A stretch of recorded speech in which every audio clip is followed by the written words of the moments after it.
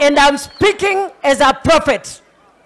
Na ni lazima tuendelee kuomba na tuombe Mungu na Mungu atatenda. Bwana asifiwe. Na sifanyi siasa, na nena mausia ya mbingu. Na lazima tunene mausia ya mbingu. Bwana asifiwe.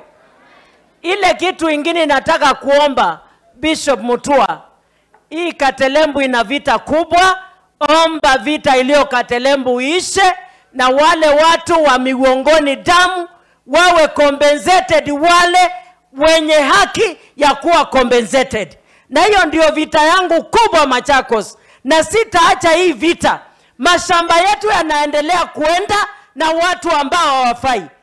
Leo hii nimetoka kwa ofisi hizo nikifuata haki ya Katelembu, na nitazidi kutetea. Pia Gavana Wavinya, tafadhali na kuomba, simamia watu wale maskini wa kaunti ya Machakos wapate haki yao. Mimi sina haja ya chochote, nina haja ya maskini apate haki yake. Angalia kule Muripam, saizi kuna watu wako ndani wameshikwa, wamefungwa ndani. Hao watu wameishi hapo miaka yote. Tafadhali Gavana Wavinya, angalia mashamba ya Machakos na tusikie sauti ukitetea maskini, ili maskini wapate haki yao. Asanteni sana na Mungu atubariki.